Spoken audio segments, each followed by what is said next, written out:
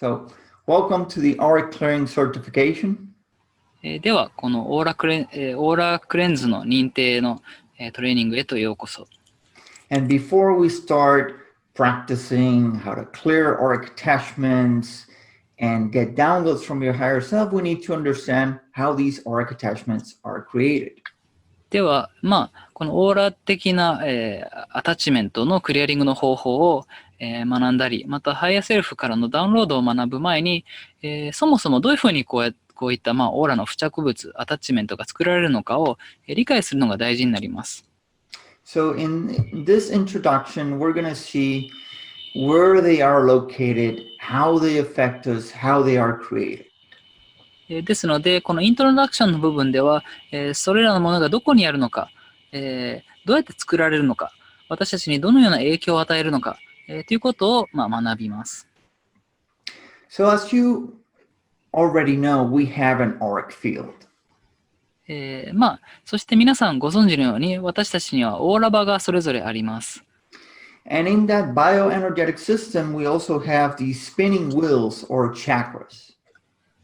この、生物学的エネルギーシステムの中に、回転する車輪、要するにチャクラがあります。Most people are familiar with the 7 main chakras. ほとんどの人がおそらく7つの主要チャクラについては、ご存知だと思います。But we actually have 15 chakras. でも私たちは実際には15のチャクラがあるんです。And each chakra corresponds to a level of dimension and a level of consciousness. そしてそれぞれのチャクラが、ある次元のレベル、そして意識のレベルに関連しています。And within those levels, people have unresolved energies in the forms of thought forms, beliefs, traumas.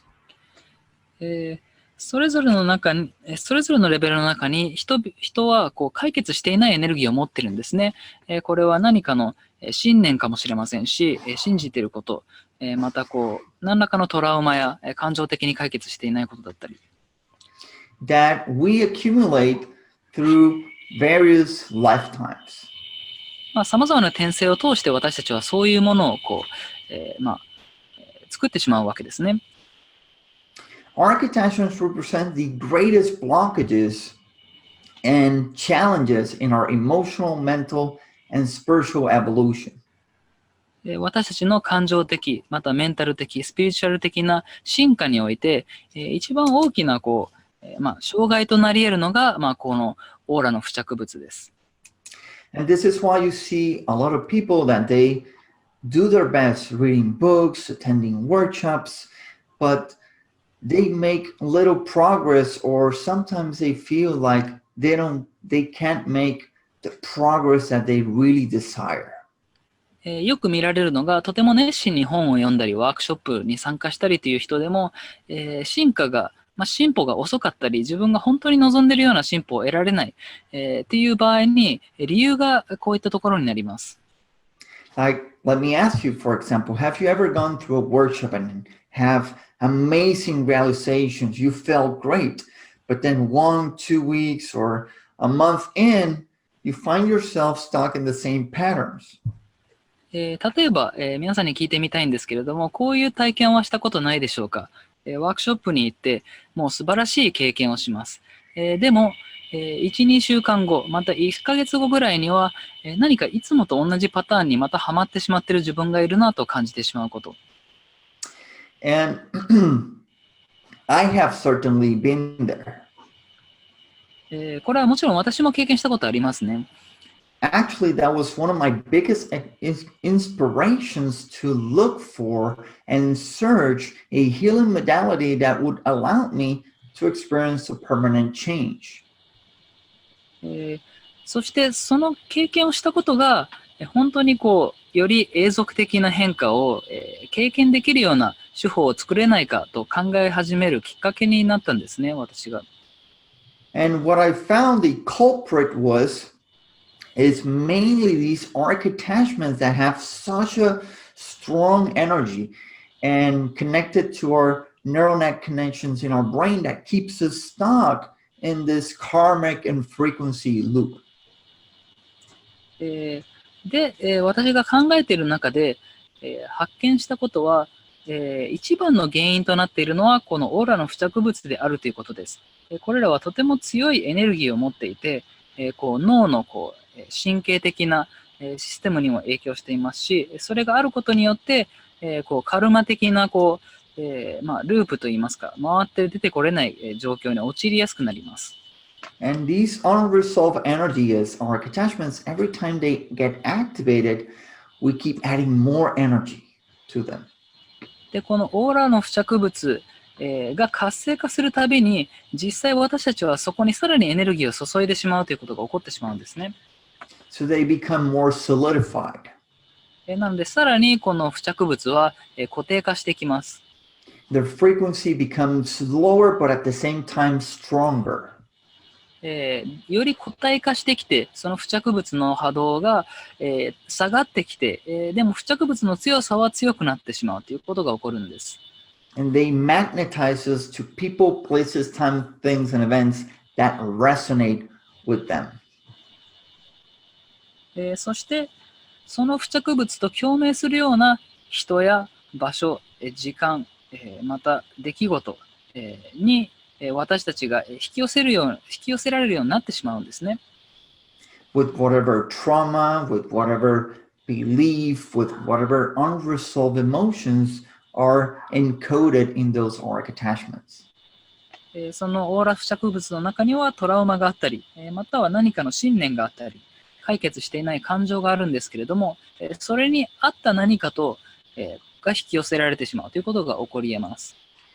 So, in the auric attachment, auric clearing session, what we do is look for these energy blockages and transmute them. ですので、このオーラクレンズ、オーリックアタッチメントを除去するセッションでは何をするかというと、こういった付着、ブロックを探し出して変容させるということを行うんです。Making a new space, a new potential that can be filled with a download from the higher self. そうすると新たなスペース、新たなポテンシャルが作られます。この空間へとハイヤーセルフからのダウンロードが例えば入ってきて、その場所を満たすことができるわけです。So now let's talk about the definitions of auric attachments. では次に、オーラの付着物の定義について話したいと思います。And Shane, I want to quickly check if I'm on the correct side. This is the analytical state of mind, right? Yeah, it says definitions of auric attachments. Yeah. All right. So let's talk about the first definition, which is an analytical state of mind. では、最初の定義について話しましょう。類推的なマインドの状態とは。Right? So an analytical state of mind is when we have an experience where it is so traumatic, painful, or stressful that we lose track of time. このマインドの状態はどういったものかというと、あまりにも、痛みだったりストレスが強い経験をするとき、私たちは、時間の感覚を失ってしまう、その状態についてです。And there are hundreds of different examples of this. これはいろんな例が話せます。It could be a car accident. 例えば、車の交通事故だとか、It could be getting fired. また何かクビにされるという経験。A heartbreak or breaking up a relationship. または失恋だったり、何か関係性が、別れてしまうということになったりとか。In those experiences, we can go into an altered state of consciousness. こういった経験をする中で私たちが、いつもより違う、意識の状態になってしまう、ということがあり得るんです。We do this mostly unconsciously. ほとんどの場合私たちはこれを無意識のうちに行っています。But in that state, we forget about the past, we forget about what we wanted to do in the future. We're completely immersed in that present moment event that is happening to us or in front of us. でもこの状態の中にいる私たちは、過去にこうしようと思っていたことだったり、未来をこうしたいと思っていたことを、完全に忘れて、その自分の目の前の出来事に完全に意識が集中しています。Right? And in that moment, whatever is happening, we have thoughts and emotions related to that event. そしてもちろんその瞬間、何が起こっているかにしろ、その出来事に関連する思考や感情を私たちは持つわけです。For example, if we get fired from a job, we might go into a very stressful moment and we might identify with the thoughts and emotions. How am I going to pay the rent? 例えば、仕事を解雇されたとします。これはとても辛い瞬間で、例えばいろんな思考や感情が出てきますよね。これから家賃どう払おうかとか。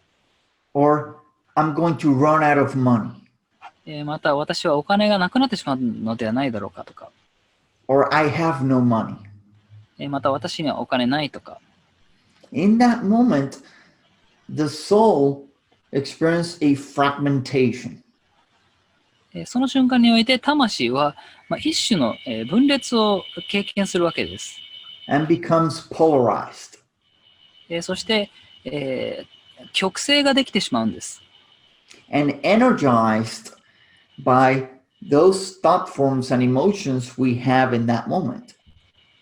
そしてその状態がさらにその瞬間に私たちが感じている思考や感情によって、さらに強くなってしまいます。So we're creating quantum potentials. ですので私たちは量子レベルで潜在性を生み出しているわけです。Now, depending on the frequency of the thought, that soul fragment will allocate in one or more of our chakras. で、この、思考の周波数によって、この分裂が、一つかまたは複数のチャクラに、位置する、存在するということが起こります。So, for example, in this example of being fired and going analogical with issues of money, 例えばですね、何か解雇されて、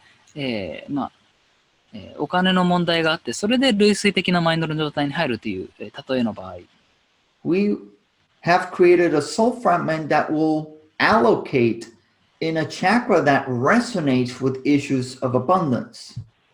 魂の分裂されたかけらを作ってしまいます。そしてそのかけらがどこに位置するかというと、豊かさ、アバンダンスと関連するチャクラにそれは行きます。In this case, that would be the second chakra. この場合は、第二チャクラですね。And later on, you're going to see how we're going to study all the chakras and identify which issues we can find in those chakras. そして、このクラスでは後の方に、チャクラ一つ一つの話をしていて、どのチャクラにおいて、どういったような問題が大体関連づけられるかということも見ていきます。The second definition is called an id. 次に大事となる定義は、イドと呼ばれるものです。And id is short for identification or identity. イドという言葉は、英語のアイデンティフィケーション、またはアイデンティティという言葉をとても短縮したものです。So during these analytical experiences where we create these soul fragments, we identify with thoughts, beliefs, attitudes. なので私たちは、先ほど言いました類推的な経験をして魂の断片を作り出します。そしてその時に私たちは特定の信念や感情や、思考、とつながります。And because they happen in a state of no time, these soul fragments remain in our soul memory. で、無時間の空間の中でこれが、起こるために、この出来事が私たちの魂の記憶に認識されて残るわけです。And they represent our past selves. そしてこれらは、過去の自分を象徴しています。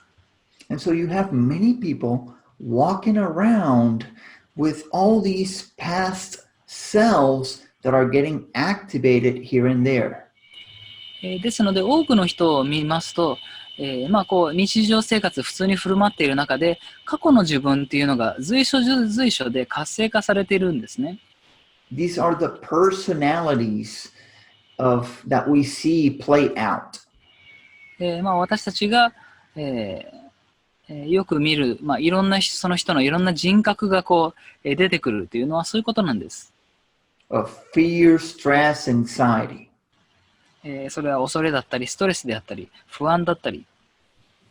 Right? So we can see and sense these personalities energetically in the auric field and chakras. なので、エネルギー的にオーラバナ内に、またチャクラ内に私たちはこういったエネルギーを見ることができますし、感じ取ることができます。They're found on all the levels of consciousness. 意識のすべてのレベルにおいてこういったものを見つけることができます。And their frequency, right, following the law of resonance, will resonate with people, places, time, things, and events.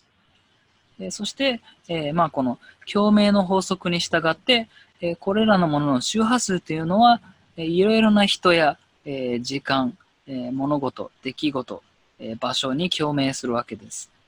And also the law of correspondence, as above, so below, as within, so without.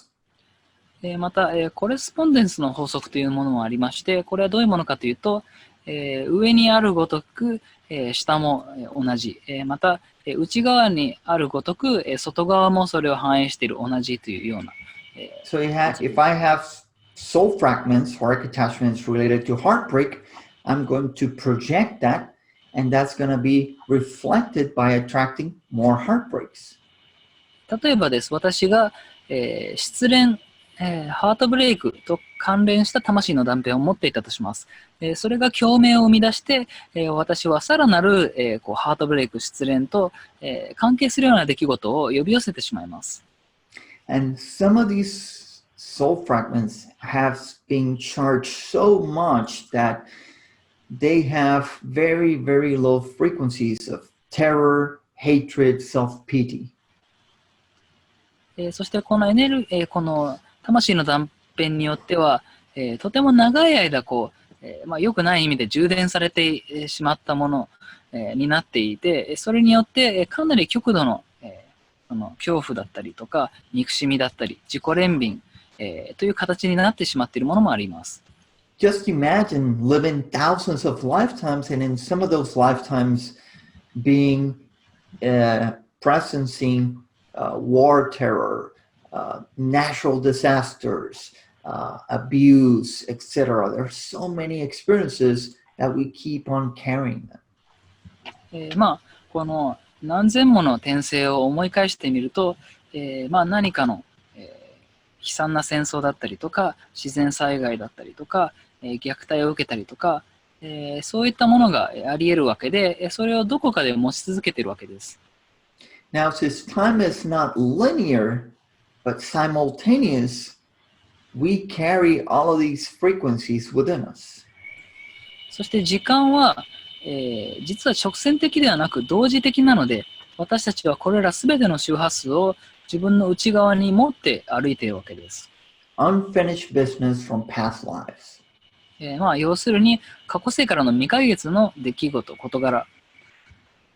So when we learn how to clear our attachments, 90-95% of the things you're going to be clearing on yourself and for your clients is going to be from past lifetimes. ですので私たちがオーラの付着物をクリアリングするとき、これは自己に対してでもクライアントに対してでもそうですけれども、そのうち90から 95% のものは、過去世からのものをクリアリングしていることになります。So here you have a brief description of how these soul fragments look like. では、こちらには、この、魂の断片がどういう見かけなのかという簡潔な説明があります。They mostly look like black, murky, grayish orbs. 大方ちょっと黒い、ちょっと、もやもやした感じの、灰色っぽいオーブに見えます。with black or white stars or specks in the middle. で、真ん中に、黒とか白の、こう斑点のようなものがあります。Right? Now, like I mentioned before, depending on the experience and the thoughts that you have during that analytical event, these soul fragments will allocate in the chakra that resonates with the frequency of those thoughts.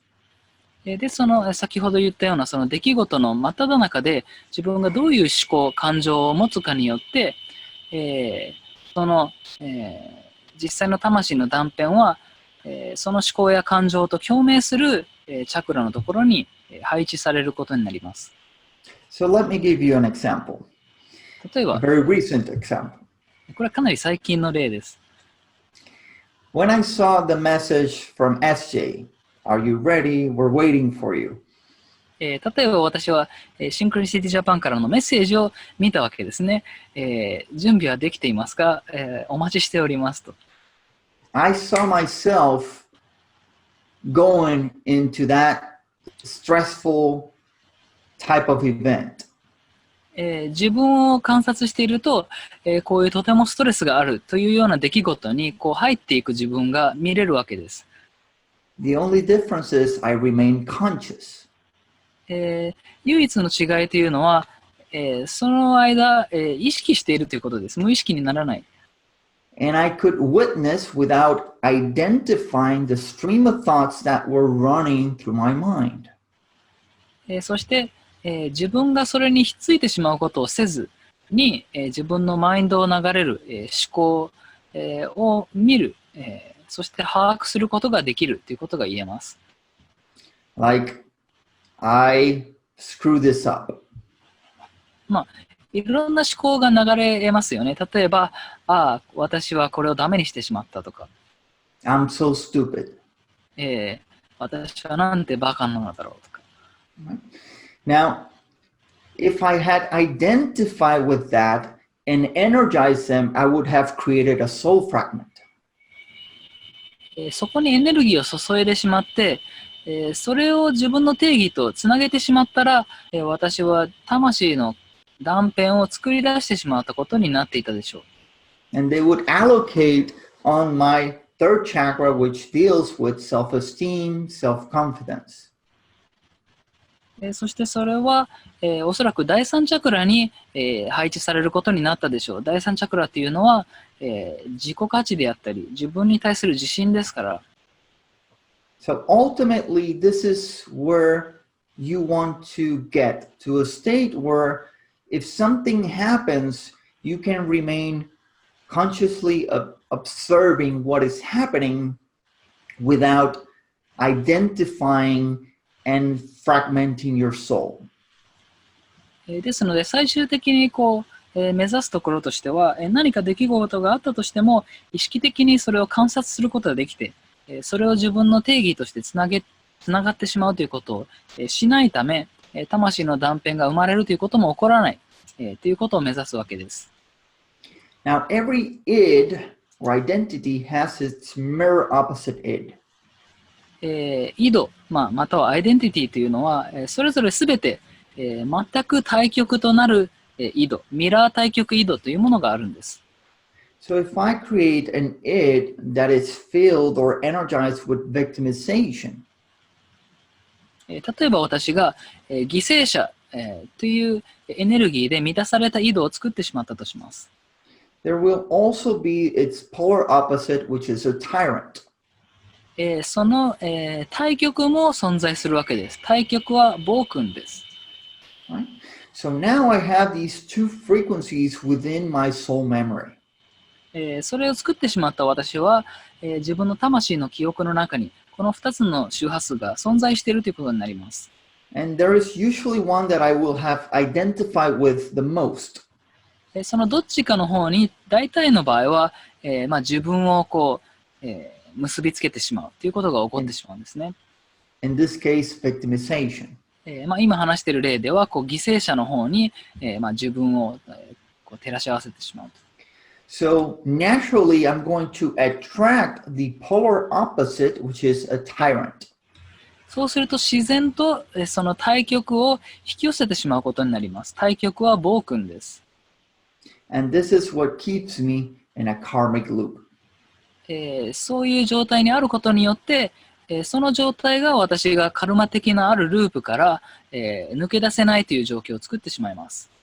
Have you ever seen or known of someone who has been in an abusive relationship and they just can't leave the relationship?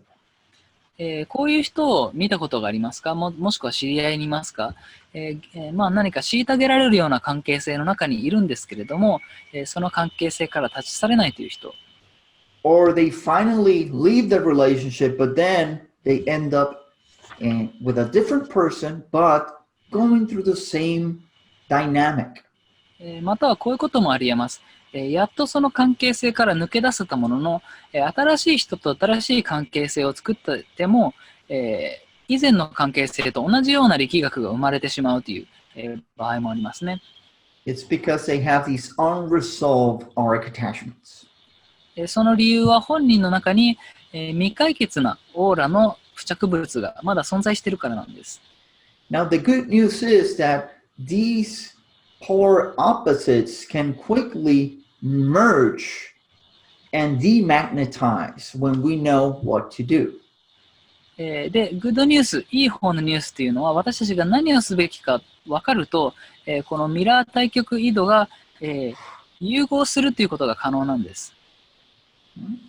Now we come to the next definition, which is a Christ opposite orb. では、次の定義に行きたいと思います。キリスト対極オーブと呼んでいるものです。In dimensions 10 to 12, it's called the avatar realms. 10次元から12次元は、アバターの領域と呼ばれています。And this is where we find Christ consciousness. この領域にキリスト意識があるわけです。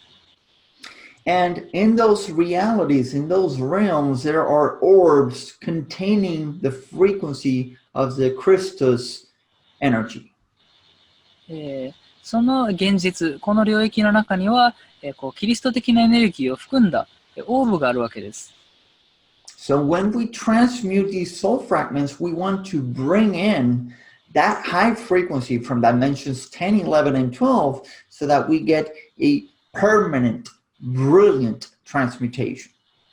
ですので、こういったさっき話していたエネルギーを変容させるときというのは、できるだけ10から12次元のエネルギーを、引っ張ってくることによって、本当に、永続的な、素晴らしい、光り輝くような変容が起こるということを実現させたいわけです。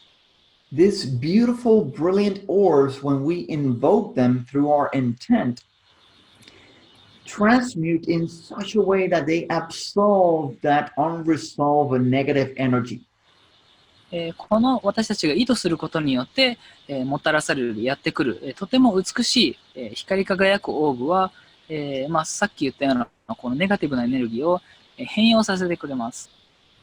And because they are from dimensions 12, the transmutation is so powerful that it transmutes on all levels of existence until it goes back to the void. It becomes nothing.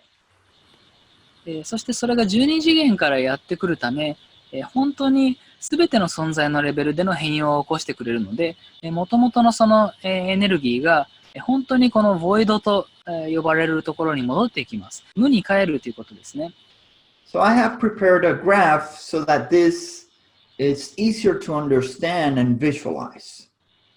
これをより理解しやすく、またこう視覚として捉えることができるように、この図を作ってみました。So as you can see on the left, you have the id. 左側には、井戸がいます。In this case, a victim or victim personality. この例え話では、この井戸は、犠牲者、または犠牲者の性格を持っている人間ということですね。To the right, you have the tyrant. 右側には暴君がいます。Right? So during the session, what we do is that we want to merge these polarities. セッションで私たちが何をするかというと、この両極を融合させたいわけです。But not only merge the victim and the tyrant polarity, we want to bring the Christ opposite orbs. そしてただ犠牲者と暴君の対極を融合させるだけではなく、それプラス、キリスト意識からのオーブをもたらしたいわけです。So the polarity of a victim is the tyrant. ですので、まず、犠牲者の対極は暴君です。But the light polarity of a victim is someone that is sovereign or a sovereign energy. でも同時に、この、光の対極となると、それは、君主ですね。And the light polar opposite of a tyrant is someone that is benevolent or a benevolent energy. また一方で、暴君の光の対極のオーブはどういったものかというと、誰か博愛主義者、また博愛主義者的なエネルギーを持っている人ということができます。So the first step of transmutation is merging the victim and the tyrant opposites. ですので、最初のステップは犠牲者と暴君の対極を融合させることとなります。And then bringing the Christ opposites to completely absolve any residue, any energy left from that transmutation. 次にキリスト対極をもたらし、それによってこの変容から出てしまったような断片とか残った何か残骸的なエネルギーがあったとすると、それをすべて変容させるということを最後にします。And this is key because this is what allows permanent healing. このステップが鍵となります。それをすることによって、永続的な長続きするヒーリングが可能になります。